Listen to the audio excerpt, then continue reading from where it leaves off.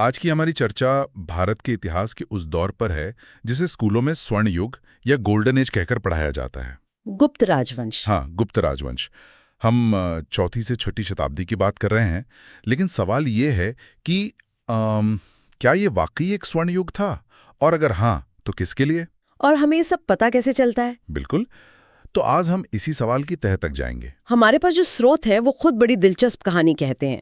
एक तरफ तो कालिदास जैसे कवियों की रचनाएं हैं, तो दूसरी तरफ चीनी यात्री फैहान जैसे लोगों के यात्रा विवरण, और फिर है सिक्के और शिलालेख जो मतलब राजाओं की कहानी बताते हैं। शिलालेखों की बात आई तो मुझे प्रयाग प्रशस्ति याद आ गया, जिसे इलाहाबाद स्तंभ शिलालेख भी कहते हैं। हाँ, समुद्रगुप्त। हाँ, समुद्रगुप्त की तारीफों से भरा हुआ है। पर एक मिनट, ये प्रशस्ति चीज क्या है?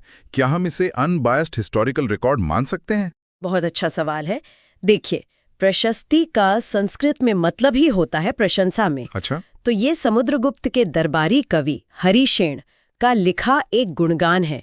इसमें तथ्य हैं, लेकिन वे बढ़ा चढ़ाकर और बहुत काव्यात्मक ढंग से पेश किए गए हैं। तो इसे एक सरकारी गैजेट की तरह नहीं पढ़ सकते? नहीं, बिल्कुल नहीं। इसे एक राजा की तारीफ में लिखी गई कविता की तरह पढ़ना चाहिए। ये हमें बताता है कि राजा खुद को कैसे दिखाना चाहता था। अच्छा, तो ये एक तरह का कह सकते हैं रॉयल प्रोपेगेंडा था? एक तरह से, हाँ। और दूसरा बड़ा सबूत तो दिल्ली में खड़ा है, मेहरौली का लौह स्तंभ, जिसमें 1600 साल बाद भी जंग नहीं लगी। ये बात आज भी हैरान करती है। तो चलिए इन्हीं दिलचस्प स्रोतों के सहारे इस दौर की परतें खोलते हैं। शुरुआत करते हैं उन शासकों से जिन्होंने साम्राज्य की नींव रखी। बिल्कुल। इस साम्राज्य की असली उड़ान शुरू होती है चंद्रगुप्त प्रथम से। ओके। उन्होंने महाराजाधिराज यानी राजाओं के राजा की उपाधि ली, जो दिखाता है कि वो अब सिर्फ एक छोटे मोटे राजा नहीं थे। ये एक बड़ी बात थी उस समय। बहुत बड़ी। लेकिन उनका सबसे स्मार्ट मूव था लिच्छवी राजकुमारी कुमार देवी से शादी करना। लिच्छवी तो उस जमाने में एक बहुत शक्तिशाली गणराज्य था। बिल्कुल। और इस शादी ने गुप्तों को राजनीतिक ताकत और सम्मान दोनों दिया। और उनके बाद आए समुद्रगुप्त, जिन्हें इतिहासकार विंसेंट स्मिथ ने भारत का नेपोलियन कहा था। हाँ, भारत का नेपोलियन। प्रयाग प्रशस्ति में तो उनकी जीतों की एक लंबी लिस्ट है। कहते हैं कि उत्तर भारत के 9 राजाओं और दक्षिण के 12 राजाओं को हराया। हाँ, और दिलचस्प बात यह है कि दक्षिण के राजाओं को उन्होंने हराया जरूर, पर उनका राज्य छीना नहीं। अच्छा। उन्हें टैक्स देने और अपनी अधीनता स्वीकार करने के लिए कहकर वापस उनका राज्य लौटा दिया। ये उनकी दूरदर्शिता दिखाता है। ये तो है। पर मुझे जो बात सबसे आकर्षक लगती है वो उनके सिक्कों पर मिलती है। कुछ सिक्कों पर उन्हें वीणा बजाते हुए दिखाया गया है। सच में? मतलब एक तरफ वो भारत का नेपोलियन जैसा योद्धा था जो युद्ध के मैदान में शायद बहुत क्रूर रहा होगा, और दूसरी तरफ वो शाम को बैठकर शांति से वीणा बजाता था। ये दिखाता है कि उस दौर के शासकों की शख्सियत कितनी बहुआयामी थी। बिल्कुल। और इस शिखर को और ऊंचा ले गए उनके बेटे चंद्रगुप्त द्वितीय, जिन्हें हम विक्रमादित्य के नाम से जानते हैं। हाँ, विक्रमादित्य। इनके समय में साम्राज्य अपने पीक पर था। उन्होंने पश्चिम भारत में जमे शकों को हराया, जो एक बहुत बड़ी सैन्य उपलब्धि थी। और इस जीत का असर व्यापार पर भी पड़ा होगा। बहुत ज्यादा। इस जीत ने गुप्त साम्राज्य को पश्चिमी तट के बंदरगाहों तक सीधी पहुंच दे दी। मतलब व्यापार के नए रास्ते खुल गए। और इसी व्यापार से आई समृद्धि का नतीजा था कि उन्होंने पहली बार चांदी के सिक्के जारी किए। हाँ, बिल्कुल। और शायद यही वो दौर था जब उनके दरबार में नवरत्नों की महफिल सजती थी। माना तो यही जाता है, जिसमें कालिदास और धन्वंतरी जैसे लोग शामिल थे। और चीनी यात्री फाइयान, वो भी इन्हीं के राज में भारत आया था और कई साल यहाँ रहा। उसके बाद आए कुमारगुप्त प्रथम, जिनका बड़ा योगदान युद्ध के मैदान में नहीं बल्कि शिक्षा के क्षेत्र में था। नालंदा विश्वविद्यालय। बिल्कुल। उन्होंने ही नालंदा विश्वविद्यालय की नींव रखी, जो आने वाली कई सदियों तक दुनिया के लिए ज्ञान का सबसे बड़ा केंद्र बना। और फिर आए स्कंदगुप्त, जिन्हें शायद इस साम्राज्य का आखिरी महान योद्धा कहा जा सकता है। हूणों के आक्रमण का सामना इन्होंने ही किया था। हाँ, उन्होंने उत्तर पश्चिम से आ रहे हूणों के बर्बर हमलों से साम्राज्य को बचाया। इसका जिक्र भीतरी स्तंभ लेख में मिलता है। लेकिन लगता है कि इन लगातार लड़ाइयों ने साम्राज्य की कमर तोड़ दी। सही बात है। स्कंदगुप्त ने हूणों को खदेड़ तो दिया, लेकिन ये एक महंगी जीत थी। साम्राज्य का खजाना खाली होने लगा था और सैन्य शक्ति भी कमजोर पड़ रही थी। सही कहा।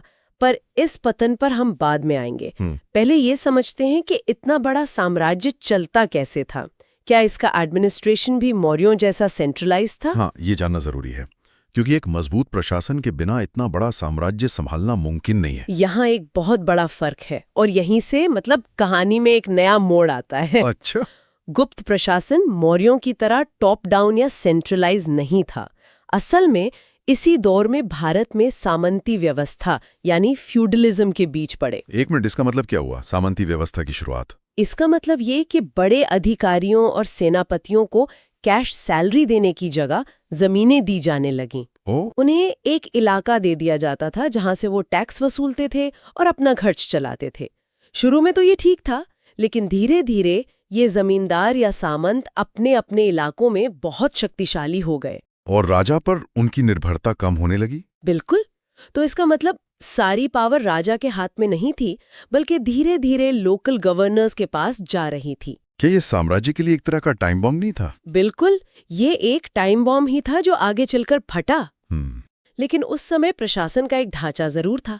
साम्राज्य को प्रांतों में बांटा गया था जिन्हें भुक्ति कहते थे, और भुक्तियों को जिलों में, जिन्हें विषय कहते थे, और सबसे छोटी इकाई गांव यानी ग्राम थी।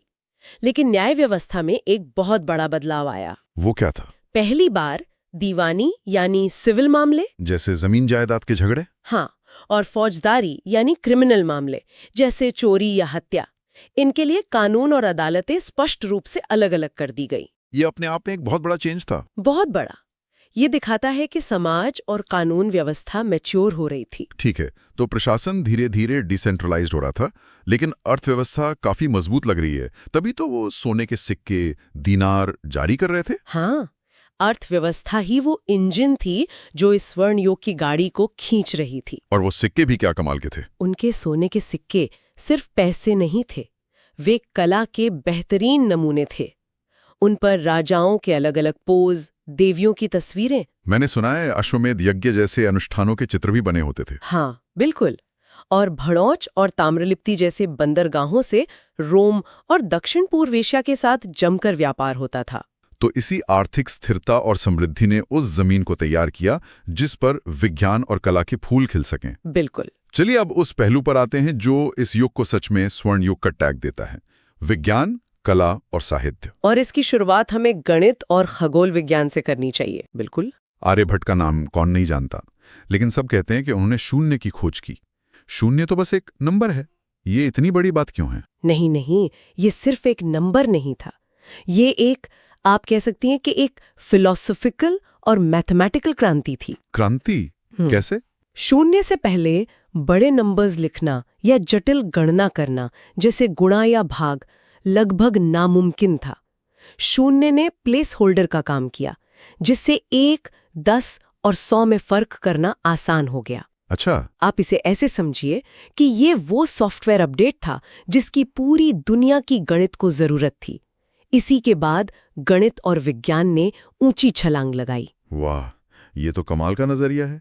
और सिर्फ शून्य ही नहीं, उन्होंने ये भी बताया कि पृथ्वी गोल है और अपनी धुरी पर घूमती है, जिस वजह से दिन और रात होते हैं। उस जमाने में ये कहना तो बहुत बड़ी हिम्मत की बात रही होगी, जब सब मानते थे कि सूरज पृथ्वी का चक्कर लगाता है। बिल्कुल। और सिर्फ आर्यभट्ट ही नहीं थे, वराह मिहिर जैसे खगोल शास्त्री और धन्वंतरी, आयुर्वेद के ज्ञाता, हाँ, वो भी इसी दौर के माने जाते हैं।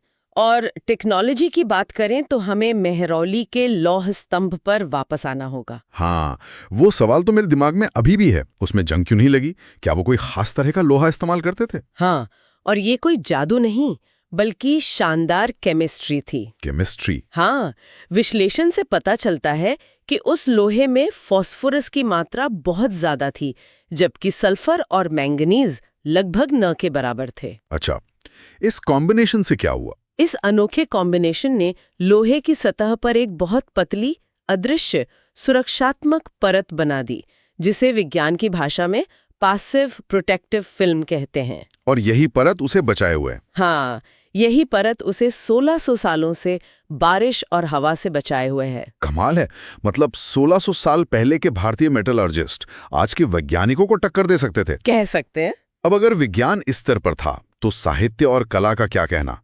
कालिदास का जिक्र तो बार बार आता है। और आना भी चाहिए।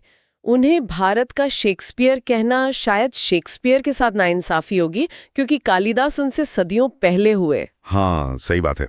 लेकिन एक सवाल है, कालिदास तो नाटक और कविताएं लिख रहे थे, इतिहास नहीं। हम एक काल्पनिक कहानी जैसे अभिज्ञान शाकुंतलम को उस दौर के समाज को समझने के लिए एक भरोसेमंद स्रोत कैसे मान सकते हैं? ये एक बहुत जरूरी सवाल है। हम उससे सीधे सीधे तथ्य नहीं उठाते, लेकिन हम ये देखते हैं कि समाज के नियम कैसे थे, लोग एक दूसरे से कैसे बात करते थे। एक आदर्श राजा या एक आदर्श पत्नी की कल्पना क्या थी? बिल्कुल, प्रकृति को किस नज़र से देखा जाता था, ये हमें उस दौर की मानसिकता और सामाजिक मूल्यों की वो झलक देता है जो किसी राजा के शिलालेख में कभी नहीं मिल सकती। और वास्तुकला में भी तो एक बड़ी क्रांति हुई। शायद पहली बार भारत में पत्थर और ईंटों से मंदिर बनने शुरू हुए। हाँ, ढांचागत मंदिर निर्माण की शुरुआत इसी काल में हुई। और सबसे बड़ी बात, मंदिर के गर्भगृह के ऊपर शिखर बनाने की परंपरा यहीं से शुरू हुई। देवगढ़ का दशावतार मंदिर इसका एक बेहतरीन उदाहरण है ना? बेहतरीन शुरुआती उदाहरण। और चित्रकला की बात करें तो अजंता और बाघ की गुफाओं के चित्र तो अपने आप में एक अलग दुनिया है। उन चित्रों में जो रंग हैं, जो भाव हैं, वो आज भी इतने जीवंत लगते हैं कि यकीन करना मुश्किल होता है। तो शासक महान थे, अर्थव्यवस्था मजबूत थी, विज्ञान और कला अपने शिखर पर थे। तो फिर वो सवाल दोबारा आता है, क्या सामाजिक स्तर पर भी ये एक स्वर्ण युग था सबके लिए? और यहीं आखिर तस्वीर थोड़ी धुंधली हो जाती है। अच्छा। धार्मिक रूप से देखें तो ये भागवत धर्म यानी विष्णु की पूजा के उदय का काल था। वैष्णव धर्म बहुत लोकप्रिय हुआ। गुप्त राजा खुद वैष्णव थे। हाँ, लेकिन वे बौद्ध और जैन धर्म के प्रति भी सहिष्णु थे। लेकिन सामाजिक स्तर पर वर्ण व्यवस्था और ज्यादा कठोर हो गई। जातियों के नियम और उनके बीच की दूरियां पहले से ज्यादा बढ़ने लगी। हाँ, और एक बहुत परेशान करने वाली बात भी इसी दौर से जुड़ी है। सती प्रथा का पहला पुरातात्विक सबूत भी तो इसी काल का है। 510 ईस्वी का एरण अभिलेख। हाँ, ये इस युग का एक बहुत स्याह पक्ष है। भानुगुप्त के समय के उस अभिलेख में उनके एक सेनापति गोपराज की मृत्यु के बाद उनकी पत्नी के सती होने का जिक्र है। तो एक तरफ कालिदास अभिज्ञान शाकुंतलम लिख रहे थे और दूसरी तरफ समाज में सती प्रथा जैसी कुरीति का पहला पक्का सबूत मिल रहा था। ये दोनों बातें एक साथ हो रही थीं। ये विरोधाभास ही शायद इस युग की सबसे सच्ची तस्वीर है। तो फिर इस महान साम्राज्य का अंत कैसे हुआ? इसके अंत के पीछे वही दो कारण थे जिनकी हमने पहले चर्चा की थी। पहला, बाहरी आक्रमण, हुणों के हमले। हाँ, स्कंदगुप्त के बाद हुणों के हमले लगातार होते रहे। इन युद्धों ने साम्राज्य का खजाना और सैन्य शक्ति दोनों खत्म कर दी। बाद के गुप्त शासकों के सिक्कों में सोने की क्वालिटी भी तो गिरने लगी थी। बिल्कुल, जो आर्थिक कमजोरी का साफ संकेत है।